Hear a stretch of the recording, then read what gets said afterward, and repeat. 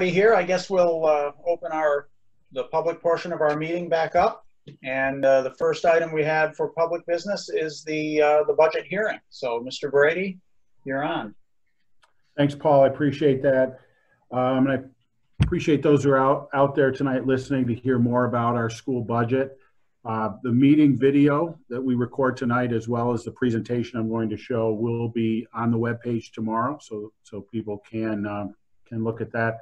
We're also going to be posting a budget newsletter soon, and we'll be emailing the budget newsletter out as well.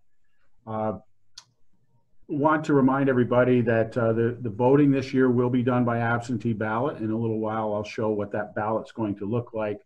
Those ballots went out today, and they need to be returned by June 9th at 5:00 p.m., either through the mail or we will have a receptacle out front of our cab building in the vestibule if people want to drop them off.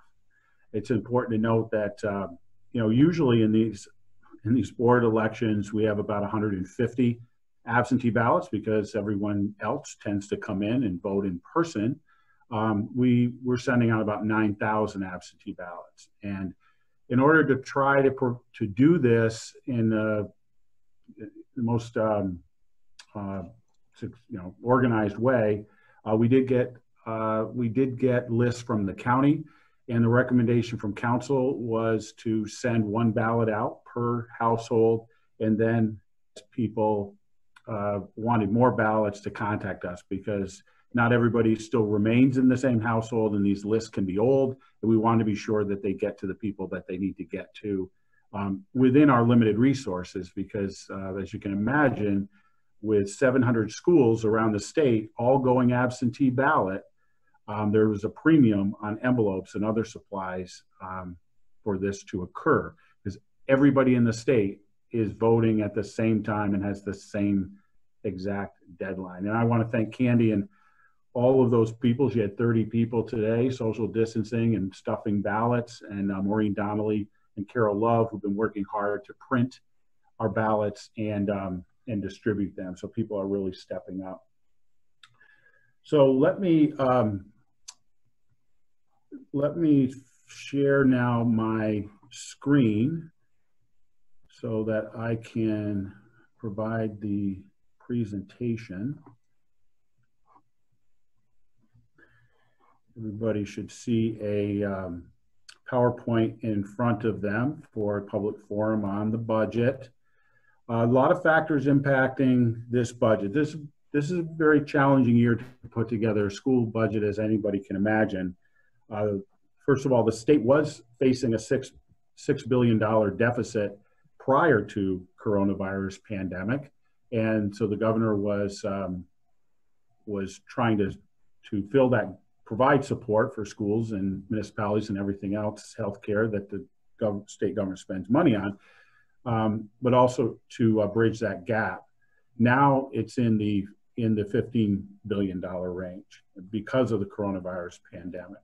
And so you hear a lot about the next federal aid package, which indeed is important for states and local governments. That includes education, firefighters, healthcare, to be able to have funding for their services, for their budget, so we don't see a large layoff and more unemployment in the state.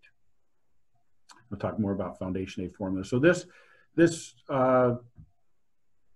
slide really shows that there was already a $6.1 billion structural deficit that was in place. Medicaid was one of the largest contributing factors to that increase, and then the impact of coronavirus came, and we're looking at a $13.5 billion deficit. The other part of this that's concerning is that when the state passed the budget on April 1st, that it gave the authority for the budget director, the governor's budget director, to look at funding, look at expenditures and revenues at different intervals throughout the year. And if revenues did not come in as expected, or expenditures went over what was expected, they could make adjustments to our state aid. So we put together a budget to be able to fund our school district and student programs this year but we don't know at a later time where aid may be taken from us or not provided to us. And so that's a concern. That first look was supposed to be April 30th. Then the governor said that we would hear on May 15th. And when May 15th came, he made a statement that he wanted to wait to see if federal money was going to come in before he made decisions on possible cuts to state aid. And I think logically he didn't want to be able to state very significant bad news at that particular time. So he was waiting on federal aid. So originally the governor proposed, and this is back in January, before COVID hit us, he was proposing an $826 million increase in school aid, of which $504 million of that was our foundation aid across the state. Foundation aid, for those who aren't used to these terms, that's our main operating aid. That is our main operating aid. Our other aids like BOCES aid, transportation aid, our special education aid, high cost aid, we generally have to spend those monies and then we get aided the following year. But most of our aid comes from foundation aid. So this is what he was talking about back in January. And then the state's financial plan at the time talked about a $1.1 billion increase, and there was a new tier for capital projects, change to transportation aid, lots of things the governor was talking about back then in that original budget, combining expense-based aids into one aid. Now, a lot of that did not come to pass in the final budget on April 1st. And largely because of COVID. And so the legislature enacted a $95.6 million increase, or 0.35% increase.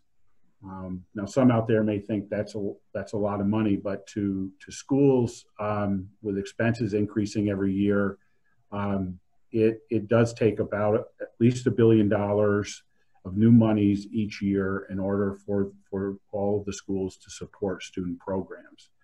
Many would say more than that. But what we're looking at here is our foundation aid is frozen. So we're not going to receive another penny more in our foundation aid than we got this year. And for many schools, that's very, very difficult when expenses are going up, and it's difficult for us. And there is fully funding of those aids like BOCES, building aid, et cetera. That's why you have the $95.6 million. But those monies have already been spent and we're being reimbursed for them.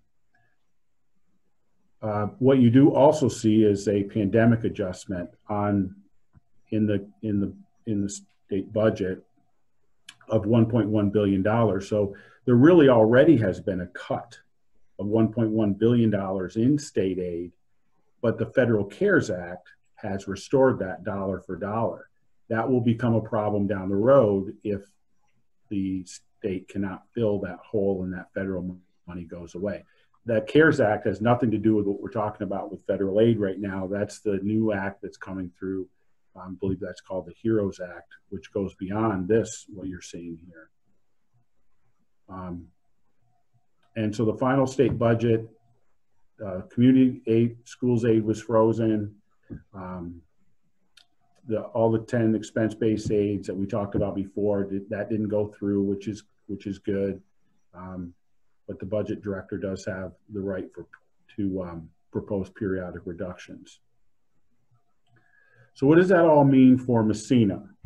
So for Massena, we have a $56 million budget. Of that $56 million budget, about $15 million of that comes from the local tax levy. But most of it, about 70%, comes from state and federal sources. So we, as a high needs district, rely very heavily on state and federal sources so we can maintain our programs here. So we didn't receive an increase in state money for our operating aid, and some of our expense-based aids we did get. But as I said, that's on formula, and we spent that money last year, so they're reimbursing us this year. And so that $582,000 is a reimbursement. And as I said, that's subject to reduction later on this year. This chart gives us a change in total state aid, excluding our capital project aid, from 2011, 10-11 up to 19-20. And you can see back during the recession times, there were cuts in state aid, and then it slowly started to creep back up again, where the last few years we have received a good amount of state aid, and that's allowed us to go to not rely on our local community for money. In fact, the last 4 years, twice we've gone out with 0% increase, and the other 2 times we have gone out with less than 1% in both of those years. So that's because the state aid was flowing through. We already know that if the foundation aid ran on formula, Massena should be receiving $8.6 million more in state aid than it does now. But unlikely in this situation that we're going to see that formula change anytime soon. In this budget, salaries and benefits do increase, and it would be increase. Our budget increase is 3.1%. Our pensions increases are actually very small this year because up until this point, the stock market was running well, and our pension systems in New York State are managed by the New York State Comptroller, and those monies are invested based on a five-year average. We are charged for the pension, so on a yearly basis. So ERS only, this is for our support staff, only went up 18, and we actually saw a decrease in our teacher retirement system, which would be our teachers, counselors, administrators who have certificates.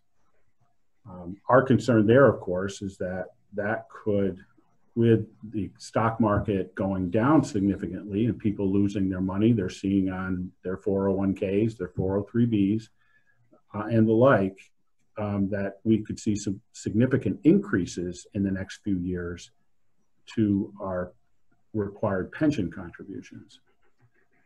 Another one here, I think that's of interest is the health insurance. Generally we see an increase of about 6% for health insurance increases on a yearly basis. Price of prescription drugs and other services go up with health insurance.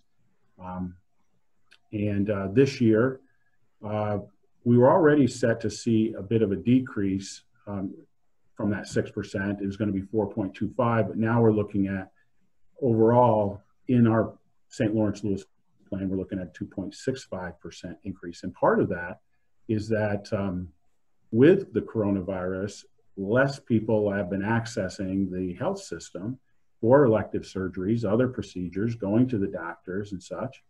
And so that has been a savings to the plan. That's something we want to have for savings to the plan, but it's something at least we have here, and it will help us in this budget. These are just some charts charting out over the years where our TRS and ERS has been. You can see the big increase in TRS, what we started to see during the recession, and then after that 5-year period, it starts to kind of come down significantly, and that's been good. But I'm afraid we're going to get back into this in the next couple of years. Health insurance costs currently run almost $12 million of our $56 million budget, and you can see that's been a pretty steady increase from 11-12 to what we're looking at for 2021.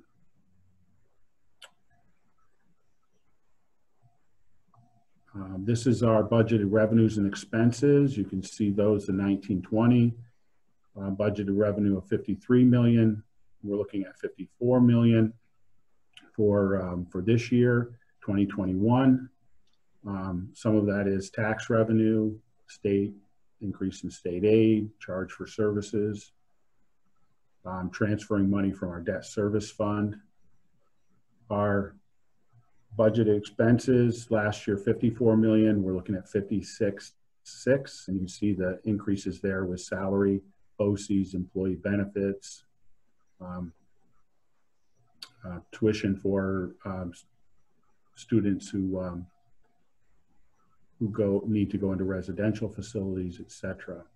So the budget gap is 2.2 million, and in order to meet that gap, we would be looking at using our fund balance to do so. We did have some budget requests in the budget. We needed 2 special education teachers at the high school to meet that need. It's not just a need for students, but we're legally mandated to have these services. But we also didn't need to fund 2 elementary teachers that were being phased out, our junior kindergarten program. So we did not need to increase the budget for these teachers. We just replaced one with the other. So that's just a movement within the budget. The junior high radius, we're looking to bus more students that walk now from to the junior high. It's not yet clear whether that's going to be an additional bus route. We'll have to follow that closely. Added a half of math intervention teacher assistant at Madison to support math and ELA instruction for our most at-risk students. And all that you see with the special education here with the teacher, this CPSE is preschool special education. CPSE means Committee on Preschool Education. And this is a program that we had, that the St. Lawrence Lewis BOCES used to fund either in Brazier or Potsdam. They are no longer going to fund that. So we are legally obligated to take this back to Massena. On the brighter side, though, we will receive county funding for this program. This is our staff breakdown: teachers, counselors. You can see all of the different people that we have. Massena is the largest school district in the county by far. We have 2,600 students. Ogdensburg would be the closest with around 1,700. So we have about 1,000 more students than the second largest district. So we do have a staff that's commensurate with that number of students. You can see the different ones and the percentage they make up for a total of 431.55. Some are half-time, obviously. So it gets us into the property tax cap. Property tax cap is 2% or CPI, Consumer Price Index, whichever is lower. Although in that formula for the tax cap, you can include other things, such as if you didn't use your full cap the previous year, it carries over into the following year. So every year we plug in the numbers, and through this formula, it spits out what our tax cap is, what we can have for a tax levy increase. And so that's what this shows. This shows that Massena's cap is actually 3.91% for 1920. And that's what would be carried. That's what we could have for the 2021 school year. But that's not something we want. We are interested in looking at what we're recommending, and what the board passed at the last board meeting was a 1.99% increase in the levy. As I said, the last 4 years two have been 0, and 2 have been less than 1%. So we're still staying below what people generally think is the tax cap, which is 2%. And we're very mindful of the economic situation right now, but we're also mindful that we're getting flat state aid, and we do need to fill the gap. This is just charts what our tax levy that we go out at this time of year, and the tax rate. In September, late August actually, we receive from the townships what their assessments are. And we use those assessed values of property along with our tax levy to come up with the tax rate. And you can see here, last year we went out with a 0%. It doesn't register on the line, but actually when the tax rate came out, the tax rate actually declined, which will tell you that the assessed value in the Massena Central School District had increased. Because if you're going out with 0%, if the tax assessments didn't change, it should be 0%. This should be 0%, but it didn't because the assessments increased. So for most people, they saw a tax decrease last year, not just 0%. This is the other part of the equation besides the 1.9% tax levy increase that we're proposing is our appropriated fund balance. In a nutshell, this is what we are taking out of our savings to put in the budget in order to balance the budget. And you can see if we go down to 11-12 in the midst of the Great Recession, the district was putting in 5.2 million. Now, it doesn't mean it spent 5.2 million. Many times we bridge that gap in our budget because at this time of year, it shows that we have a gap, but revenues may come in a little bit better during the year, and we cut back on our expenditures during the year, and we don't end up often having to cut into that. So the board has, over time here, have tried to decrease how much we put out of our savings into the budget, and has done a good job. It's gone over the years here down to from 5 million to 4.12 million to 3 million, 3.5 in the last few years, right down to 1.57 this year, 1.57 million. Now, basically what we're asking in this tough times is that we go back up to basically just below what we were using in 18-19 in our out of our savings to put into the budget to balance the budget. Okay, so our budget propositions this year are, I'll show this, let me get out of this and I will show you what the ballot that we sent out today looks like. I think people would probably want to see that. That's side two. Okay, here we go. So when you receive your ballot, let's see if I can increase this a little bit. And again, if somebody does not receive a ballot and thinks they need to receive a ballot, they can call the district clerk, Candy Prairie, or email her. Her information is on the website. But all eligible voters who are 18 years of age, a U.S. citizen, have been living in the district for 30 days or more, we sent a ballot, and there's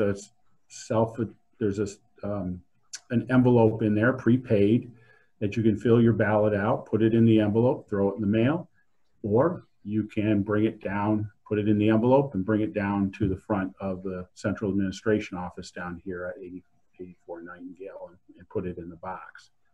They have to be in by 5 o'clock on June 9th. So the proposition, this is what you'll see on the first side, which is here's our budget, 56.6 million, yes or no. And do you approve of that budget? Understanding that $56.6 million, that less than 15 million of that is what's coming from the local tax levy. The rest is state and federal funds. And then you have a proposition here to vote for 3 candidates. We have 7 that are running, And it's important, please do not vote for more than 3 candidates, because if more than 3 are indicated, the ballot will become void. So only pick 3. The top 2 vote getters will get the 2 5-year terms, and the 3rd leading vote getter will get the 1-year term to fill out a unexpired term from a previous board member who resigned. So again, make sure only X in 3. You don't have to do 3. You can do 3 or less, but you can't do more than 3. And then we have a student who serves on our school board, a student ex officio, and under the law, every 2 years we have to ask the voters if they want to maintain having a student board member as well. They don't go into executive session or are privy to private workings of the board, but they're there representing the student body and learning a lot, I think, from what it's like to serve in an elected board. Pat? Yes. Is the student board member on the board meeting tonight? No. Okay. So that's what the ballot will look like on one side. Now, on the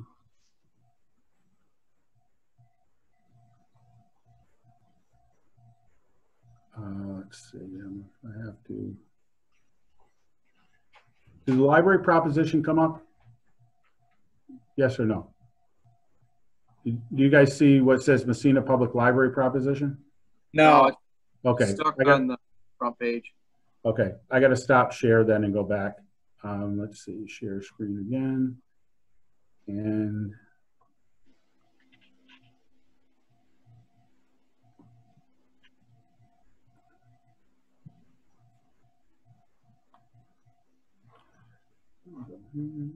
all right, so this is what side 2 looks like. This is the Massena Public Library's initiative to create a library district. And I'm not going to get into that. It's a separate initiative. It's not a school district initiative. It's the Massena Public Library initiative. So I would refer people to look at the Massena Public Library webpage and get their contact information and contact them. We've had this conversation with the library officials that they will answer any questions for the library district.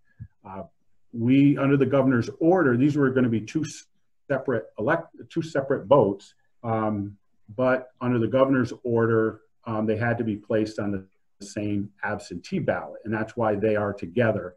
But it is it's a school budget and board election, and it's a library initiative, and it's 2 separate items. So again, I would refer anyone to the Massena Public Library. They can explain their initiative and what they're looking to do there. But I wanted to show you that that's what the opposite side of the ballot looks like. 2 separate initiatives.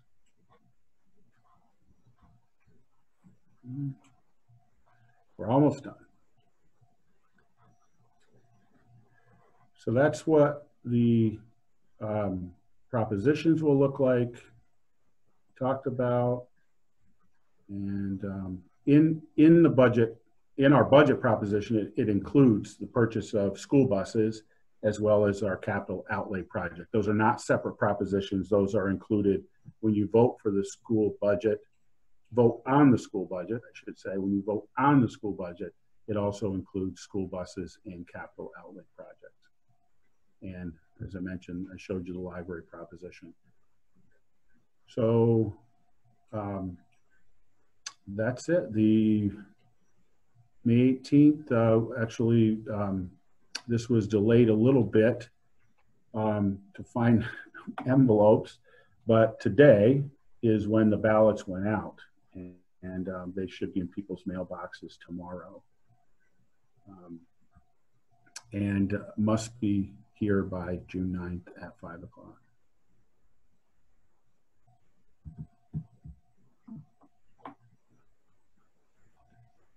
So that's it for the presentation. I know the board, you've seen this before because you passed the budget at the last board meeting. I don't know if you have any questions or not about it.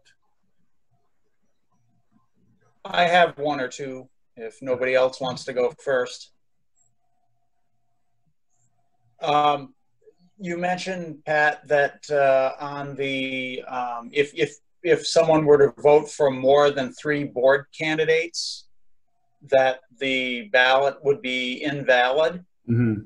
That just the election, the board election part of the ballot that would be invalid, or would the entire the vote on the budget, the vote on the student ex officio, all of that, would that also be invalid? That's a good question, Paul. Yes, only the board candidate portion of the budget would be invalid. Okay. So if they vote, yeah, exactly. Okay. That's just that. And I guess my second question is more for the benefit of people that might be watching. I wonder if you could comment or have Lauren comment as chairman of the finance committee, either one, on sort of what was cut out of the wish list, for lack of a better word, once we realized that there was going to be a sort of a budget, almost a budget crisis for the district when the governor cut state aid and so forth. There had to have been quite a few wish list or items that were being planned to include in a new budget for next year that had to be taken out. I wonder if you could just comment on what some of those things that were taken out were. Yeah, we had, I don't have the list in front of me, but I can tell you that every year we do get requests from our administrators that come up largely from staff and elsewhere that they feel are needed to improve our programming here for kids. And there was, for example, a foreign language teacher at junior high school was on there. There was also some increased support for technology, professional development for staff. I'm trying to think what else was on there. There was quite a few different things, which largely none of it made the list. As I said, really what increases our budget, a large part of the increase in our budget was adding the preschool special ed that we were required to do for those students, and because of the BOCES is no longer going to be able to do it, but that also, the revenue side will also see an increase there because we'll get reimbursed from the county. So that's, Lauren, if you remember anything else, I just don't have that list in front of me. Yeah, we only filled what we had to. If my recollection is correct, we are actually taking 2 positions out of the elementary to be filled in the high school because they're necessary. So, we had to do that. There was no other choice. I think that legally we had to do that. So in the elementary, we're actually losing 2 positions. Right. There's a lot because of the freeze in state aid. I know there's quite a few different schools that are in different positions, and they're cutting quite a few jobs here just based on the flat state aid. What we try to do, and the finance committee tried to do, is to maintain as best we could our school programs with a modest is in the eye of the beholder, but a modest tax levy increase and using more of our fund balance. But if, in fact, down the road here, the governor comes back with significant aid cuts because we don't get the federal aid, then we're going to have to revisit everything really at that point. But that was our goal, was to try to maintain student programming without having to make significant cuts. so far, it looks like you've done a great job. You and the administrative team and the finance committee have done great work in holding things to as small an increase as you've been able to.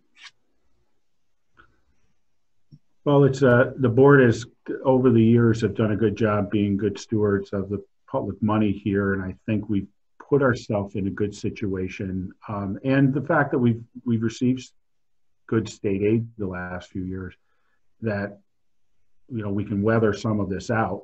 The long term here, just like anything else, it's very difficult to know what's going to happen here down the road. Quick question, Paul, Pat. Why do we have 3 lines next to the names to vote for? Can we put somebody else's name there? Why is it 3 lines? I think Candy put those in there for write-in candidates in case somebody wants to write somebody's name in. Is that correct, Candy? Yes. I'll just clarify what Pat was showing you was among the first drafts of side 1. We did finalize it because Pat was concerned about what Paul asked. It says actually on the original that if you vote for more than 3 candidates, your candidate choices will become void. Remember that, Pat? Yeah. We did change that. And then we did have to recognize that some people may be faced with a choice of 7 candidates, but have their own ideas about who they would like to see in office. So they are given that opportunity in all elections to write in the names of at least 3 people if they choose, and not choose anyone that's among the candidates. Yeah, just look to Ogdensburg. Oh, what did they do? Those were all write-in candidates. Oh, geez. Oh, well, everybody has that privilege under the law to say, well, I don't like anybody you're giving me, so I'll vote for 3 of my own. And if they have a following. Mickey usually gets a vote every year. Pardon? Mickey Mouse usually gets a vote every year. Yes, yes, yes. That's true. That is true.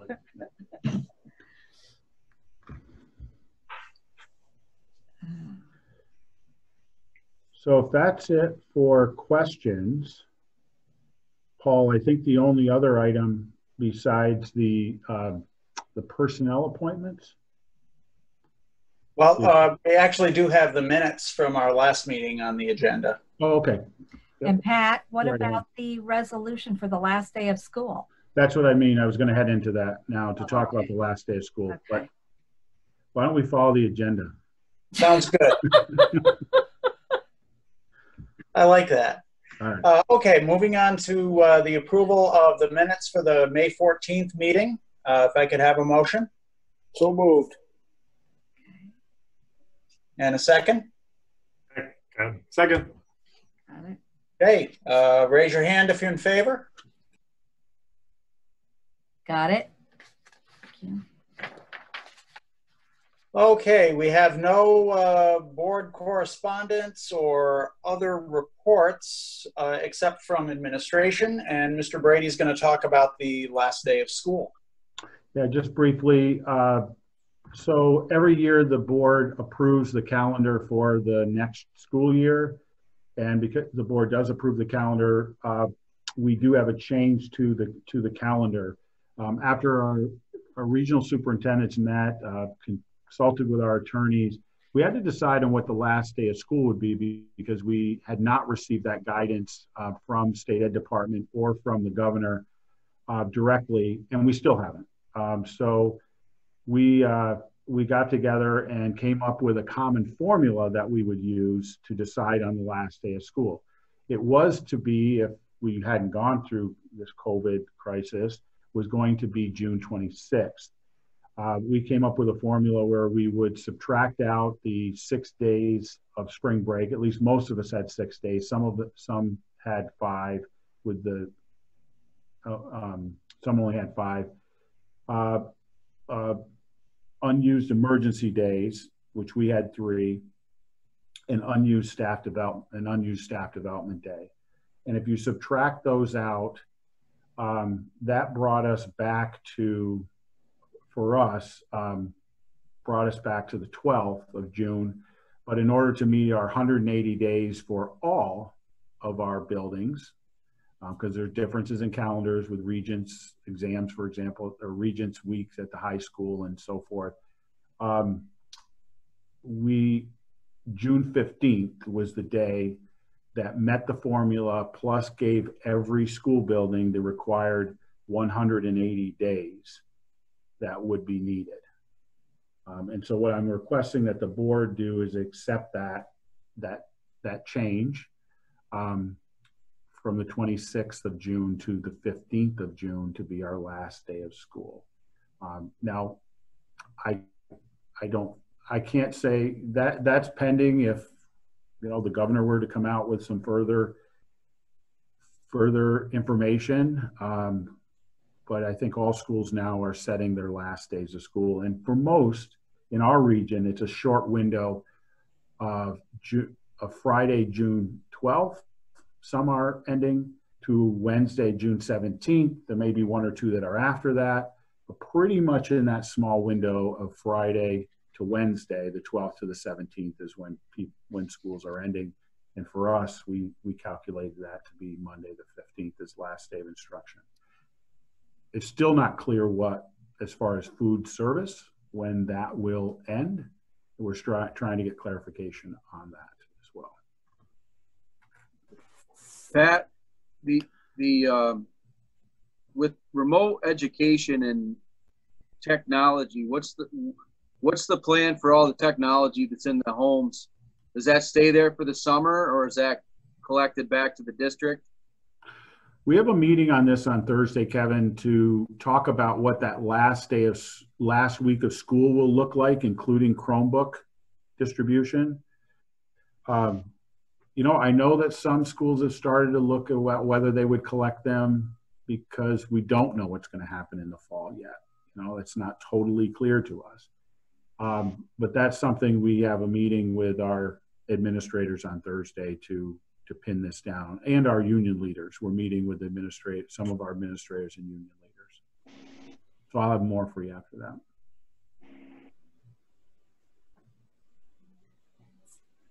And you mentioned, Pat, the end of an assumed end to the food distribution as part of the school year.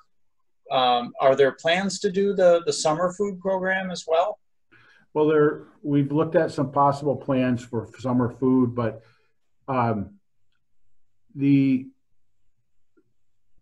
of the governor's statements would lead us to believe that we would need to continue distributing food for all throughout the summer.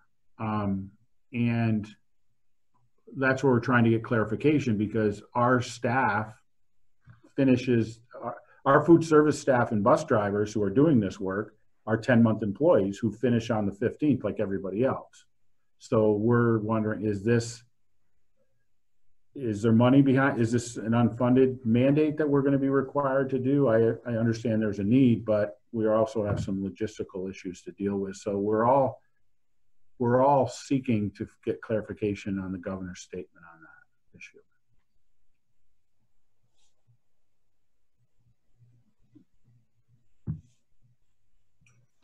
Question, Pat.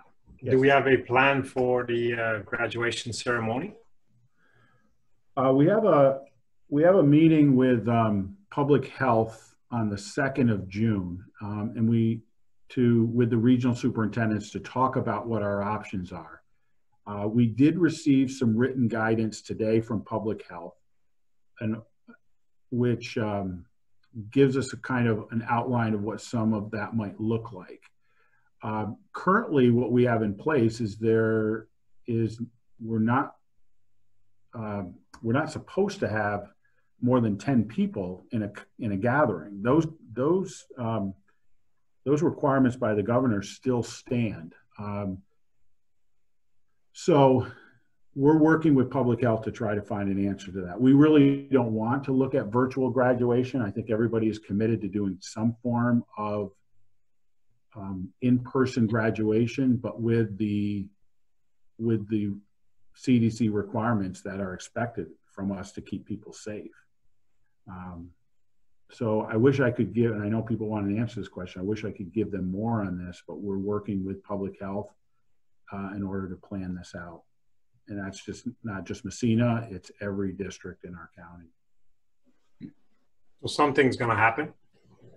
We're going to do something, or We're going we to do don't even know? something. Okay. I mean, something's going to happen where we're going to provide an event of some sort. What I saw in the guidance today was, here's what virtual might look like, here's what in-person would look like. And I think I can speak for them, all of the schools, all of the school leaders, they want that tradition to be not a virtual event. And so we're trying to figure out how we can best do that under the circumstances. We'll know more after our June 2nd meeting. Any further questions? Okay, Nick gets the night off tonight, I guess. And I guess we'll move on to recommended actions. Do we have to make a motion on the last day of school? We're going to pass we're going to vote on a resolution right now.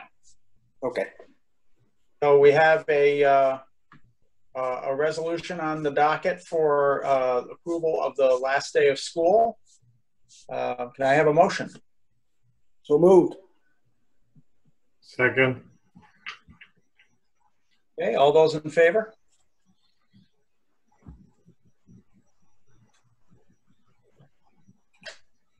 Okay, that takes care of that. Personnel actions, Mr. Brady. I'm recommending items 1 through 9 on our personnel action items list.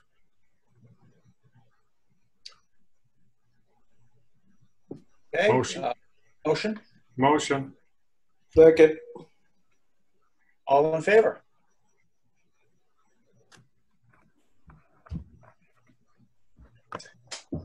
Okay. Anyone have anything for new business? Yeah, I had a question last time about, with our board business, I believe this portion of the school is essential functions. And is there any more guidance on if we can have a meeting in the same room, maintain social distancing? That's where the 10 rule still applies, is what I'm being told. I mean, there's 9 board members, myself, district clerk, finance.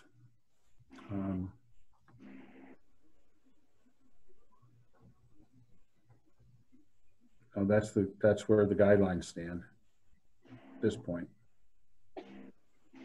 Okay. Okay, anything else for further meetings? Okay, I guess I'll call them for a motion for adjournment. Do I have a second? Second. All in favor? Okay, folks, thank you very much. All right. Thanks, everyone. Everybody. A long, short meeting.